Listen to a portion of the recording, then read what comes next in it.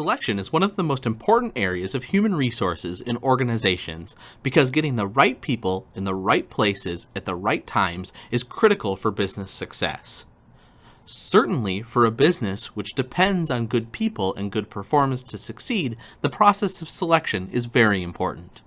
For an organization that is failing, improvement may need to come from many sources, but it's difficult to imagine appropriate changes coming without some new and competent people to carry out those changes.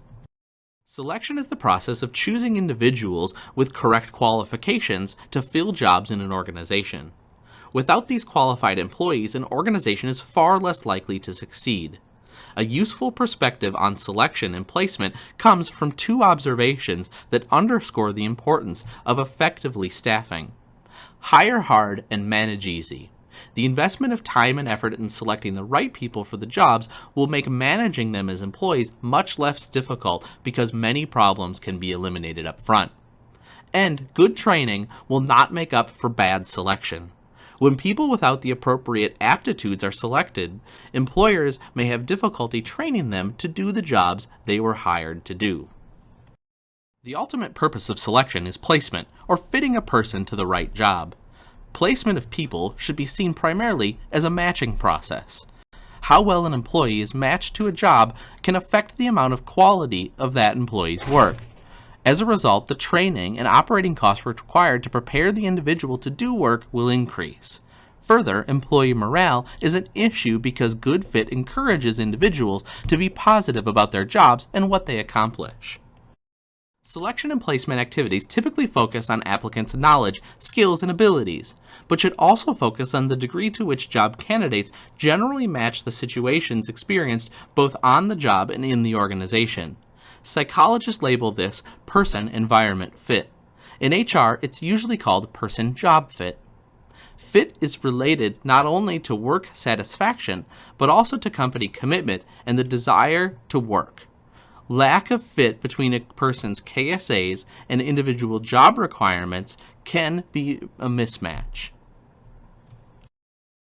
Effective selection of employees involves using selection criteria and predictors of these criteria.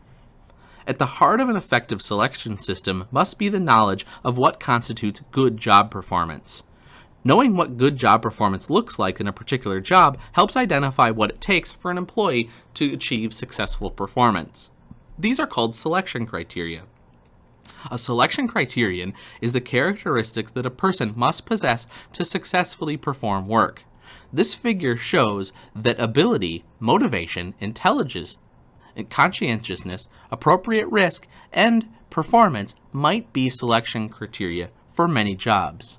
To determine whether candidates might possess certain selection criteria, such as ability or motivation, employers try to identify predictors of selection criteria, which are the measurable or visible indicators of the positive characteristics or criteria.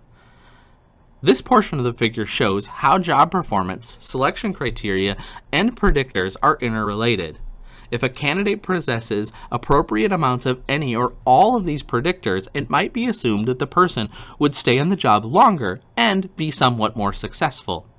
In addition, the information gathered about an applicant using individual predictors, included in application forms, tests, and interviews, should focus on the likelihood of what the person will execute on the job competency once hired, so that the factors need to be valid for the purpose of selection.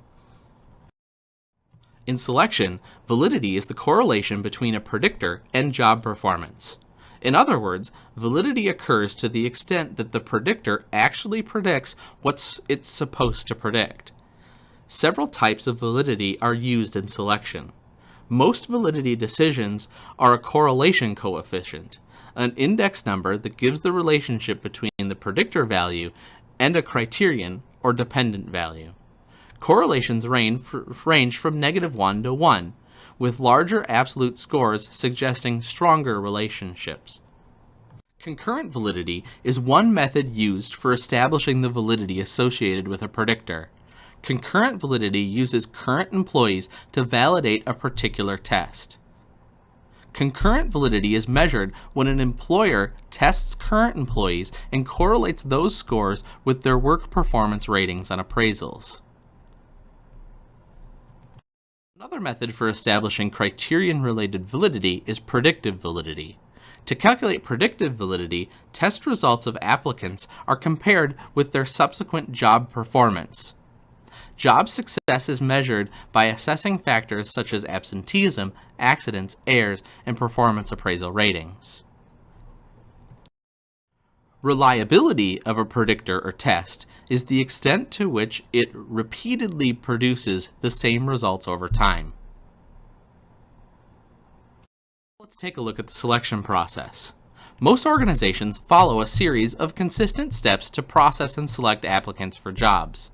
Company size, job characteristics, the number of people needed, the use of technology, and other factors will cause variation to this basic process. This figure shows a typical selection process.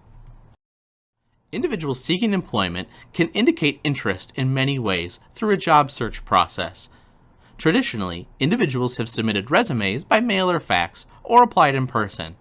But with the growth of internet recruiting, many individuals now complete online applications. Regardless of how individuals express interest in employment, the selection process has an important public relations dimension in the search process. Many employers conduct pre-employment screening to determine if applicants meet minimum qualifications for jobs even before they fill out applications. The use of electronic pre-employment screening or assessment has grown. Much of the screening utilizes software to review many resumes or application forms received during a recruitment process. Some employers do not use pre-employment screening prior to having applicants fill out an application form. Instead, they have every interested individual complete an application first. These completed application forms then become the basis for pre-screening information. But collecting, storing, and tracking these forms can create unnecessary and significant work. Application forms, which are used universally, can take on different formats. Properly prepared, the application form serves four purposes. 1. A record of the applicant's desire to obtain a position. 2. Providing the interview with applicant profile information during the interview. 3. A basic employee record. And 4. Can be used for research of the effectiveness of the selection process. Interviewing job applicants is done to obtain additional information and to clarify information gathered throughout the process. This very common selection test is not always the best predictor of future job performance, but it's very commonly used. So it's important for us to understand the best ways to write good questions and structure a positive interview process. Generally speaking, interviews first are used as an initial screen and then are used to dig deeper into an individual's knowledge, skills, and abilities and past behaviors to predict future job performance. Many kinds of additional selection tests can be used to select qualified employees. Literacy tests, skill-based tests, personality, honesty, and integrity tests can all be used to assess various individual factors that are important to the job. These are useful tests to allow organizations to predict which applicants will likely be most successful on the job. However, selection tests must be evaluated extensively before utilizing as a recruitment tool. Remember, all tools, interviewing, and any other selection test must be both valid and reliable. Next comes a general job offer, usually with conditions. Remember, communicating with all job applicants, no matter if you're offering them a position or you're telling them that you've gone a different direction, is very important in the selection process. Your applicants that you don't choose today could become your future job applicants and future hires. Following a conditional job offer, background checks are generally conducted. An important issue here is negligent hiring, which occurs when an employee fails to check an employee's background and the employer later injures or harms someone or something in performing job duties. Finally, work-related references from previous employers and supervisors can provide a valuable snapshot of a candidate's background and job characteristics. While this typical selection process was a brief overview, I'd encourage you to check out Greg's typical selection process presentation for more information and a slightly different view than this process presented here.